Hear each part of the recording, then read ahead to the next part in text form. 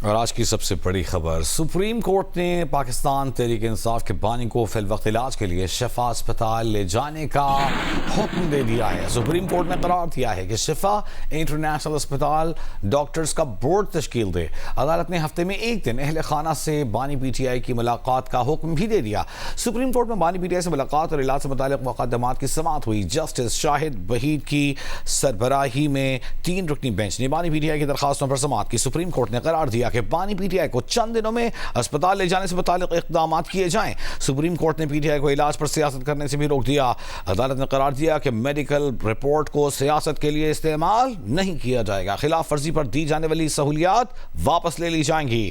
بانی P T I کو سخت سیکیورٹی میں اسپتال منتقل کیا جائے اور اسپتال کے باہر امن و امان کی صورتحال متاثر نہیں ہونی چاہیے۔ اور اس فیصلے پر رد عمل آیا ہے۔ پاکستان تحریک انصاف نے سپریم کورٹ کے فیصلے کا خیر مقدم کیا ہے۔ پی ٹی آئی کی جانب سے جاری بیان میں کہا گیا ہے کہ سپریم کورٹ کا حکم ہے بانی پی ٹی آئی کو فوری شفا انٹرنیشنل منتقل کیا جائے۔ میڈیکل بورڈ میں ڈاکٹر فیصل سلطان اور ڈاکٹر عظمیٰ خان کی شمولیت یقینی بنائی جائے۔ بیان میں پی ٹی آئی نے عدالتی حکم پر فوری اور بلا تاخیر عمل درآمد کا مطالبہ کیا۔ بیان میں مزید کہا گیا ہے کہ سپریم کورٹ کے حکم کی روشنی میں بانی پی ٹی آئی کے اہل خانہ سے ملاقات یقینی بنائی جائے۔ پی ٹی آئی کارکنوں کو مخاطب کر کے کہا گیا ہے کہ پی ٹی آئی کے کارکنوں سے اپیل ہے کہ شفا انٹرنیشنل اسپتال کے باہر مجمع نہ لگائیں۔ بانی پی ٹی آئی کی صحت اور علاج کے مفاد میں اسپتال کے باہر پرامن ماحول رکھا جائے۔ عدالتی احکامات پر مکمل عمل درآمد یقینی بنانے میں تعاون کیا جائے۔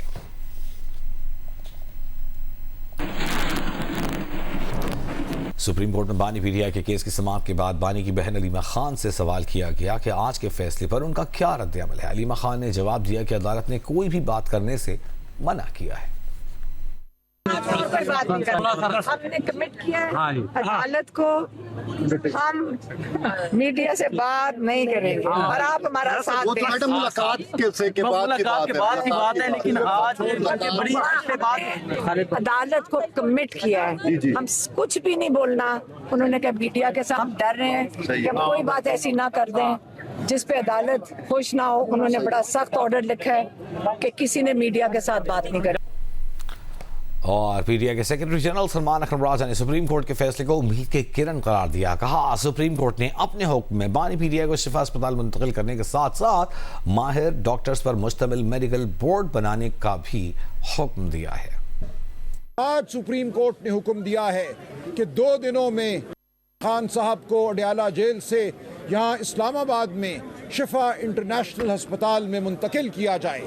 اس کے ساتھ ساتھ سپریم کورٹ آف پاکستان نے حکم دیا ہے کہ شفا انٹرنیشنل ہسپتال میں ایک اسپیشلسٹ ماہر ڈاکٹروں کا بورڈ تشکیل دیا جائے گا جس میں تمام شعبوں کے اسپیشلسٹ موجود ہوں گے، تاکہ یہ معلوم ہو کہ خان صاحب کو جو بلڈ پریشر کی بیماری بتائی جا رہی ہے یہ کیوں لاحق ہوئی۔ عدالت عظمیٰ نے اپنے حکم میں یہ کہا کہ اس تمام عمل کے ساتھ خان صاحب کی بہن ڈاکٹر عظمیٰ جو ایک MBBS ڈاکٹر ہیں وہ منسلک رہیں گی۔ تو یہ میں سمجھتا ہوں ایک بہترین آرڈر ہے جو ہمیں عدالت عظمیٰ سے آج ملا ہے۔ اور اس سارے معاملے پر وفاقی وزیر طارق فضل چودھری نے کہا ہے کہ سپریم کورٹ کے فیصلے پر منوعاً عمل درآمد کیا جائے گا۔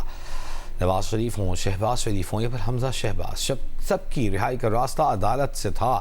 جنہوں سے گفتگو کرتے ہوئے طارق فضل چودھری نے کہا کہ وزیر اعظم کے پاس کوئی اتھارٹی نہیں کہ وہ عدالت سے سزا یافتہ کسی قیدی کو رہا کر سکے۔ سپریم کورٹ پاکستان کے فیصلے پر منوعاً عمل درآمد کرایا جائے گا۔ بانی پی ٹی آئی سے ہمارے اختلافات سیاسی ہیں، ذاتی نہیں۔ طارق فضل چودھری نے کہا کہ بانی پی ٹی آئی کی صحت کی ذمہ داری حکومت کی تھی، ہے اور رہے گی۔ پاکستان میں عدلیہ آزاد ہے اور میرٹ پر فیصلے کر رہی ہے۔ آج جو سپریم کورٹ آف پاکستان کا فیصلہ عمران خان صاحب کی صحت کے حوالے سے آیا ہے یہ بالکل ایک مختلف چیز ہے، لیکن بنیادی طور پہ یہ فیصلہ بھی ہمارے اس موقف کی تائید ہے کہ جو ہم پاکستان تحریک انصاف کو بار بار سمجھاتے رہے ہیں کہ عمران خان کی رہائی ہو، عمران خان کو دیگر جو اس کے قانونی معاملات ہیں اس کا راستہ عدالتوں سے نکلنا ہے۔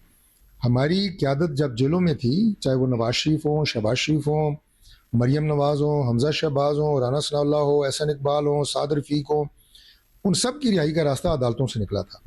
پرائم منسٹر کے پاس کوئی ایسی اتھارٹی نہیں ہے کہ وہ کسی بھی قیدی کو جسے سزا عدالت نے دی ہے اسے رہا کر سکے۔ اور آج جو سپریم کورٹ آف پاکستان نے فیصلہ دیا ہے یہ بالکل ہمارے اس موقف کی تائید ہے کہ یہ راستہ جو ہے عدالتوں نے ہی دینا ہے اور عدالتوں سے ہی یہ راستہ پاکستان تحریک انصاف کو ملے گا۔ اور پاکستان نے بھارتی وزیر داخلہ کے الزامات پر سخت رد عمل دیتے ہوئے کہا ہے کہ بے بنیاد بھارتی پروپیگنڈا داخلی ناکامیوں سے توجہ ہٹانے کی کوشش ہے۔ بھارتی وزیر داخلہ کی جانب سے بھارت میں ہونے والی گرفتاریوں کو پاکستان سے جوڑنے کے تمام الزامات کو پاکستان نے سختی سے مسترد کر دیا اور اسے پاکستان کو بدنام کرنے کی مذموم مہم کا تسلسل قرار دیا۔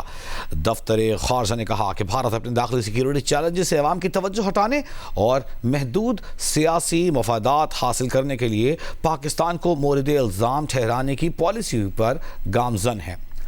طاہر حسین اندرابی نے زیر حراست بھارتی بحریہ کے کمانڈر کلبھوشن جادو کا ذکر کرتے ہوئے کہا کہ وہ پاکستان میں بھارتی ریاستی دہشت گردی اور عدم استحکام پھیلانے کا ناقابل تردید ثبوت ہے۔ اس سے پہلے بھارتی وزیر داخلہ امت شاہ نے جھوٹا الزام لگایا تھا کہ بھارتی سیکیورٹی ایجنسیز نے پاکستان سے تعلق رکھنے والے 200 افراد کو دہشت گردی کے الزام میں گرفتار کیا ہے۔ 12 اگست کو بھارت کی 14 ریاستوں میں مشترکہ آپریشن کیا گیا۔ امت شاہ نے یہ الزام بھی لگایا تھا کہ یہ افراد بھارت میں تخریبی کارروائیاں کرنا چاہتے تھے۔ پاکستانی دفتر خارجہ نے بھارتی وزیر داخلہ کے الزامات کو پروپیگنڈا قرار دے دیا۔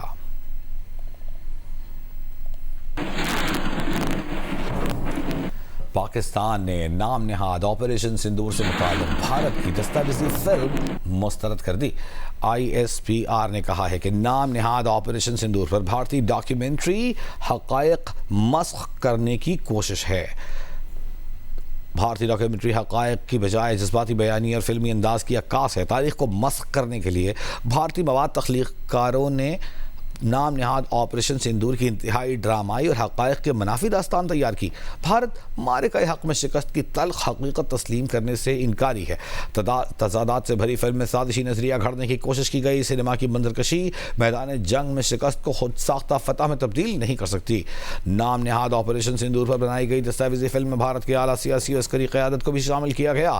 معرکہ حق میں پاکستان نے بھارتی جارحیت ناکام بنائی۔ پاکستان نے بھارتی جارحیت کے دوران 8 بھارتی فوجی طیارے مار گرائے۔ آپریشن بنیان و مرصوص میں 26 بھارتی فوجی اہداف کو نشانہ بنایا گیا۔ فلمی مناظر، طیاروں کے نقصان اور حقیقی جنگی حقائق بدل نہیں سکتے۔ پاکستان کو معرکہ حق کے حوالے سے کوئی بیانیہ گھڑنے کی ضرورت نہیں۔ آپریشنل ریکارڈ، میدان جنگ کے شواہد، سفارتی رابطے اور بھارت کے بیانات خود حقائق بیان کرتے ہیں۔ آئندہ کوئی فوجی مہم جوئی ہوئی تو پاکستان کا جواب فیصلہ کن ہوگا۔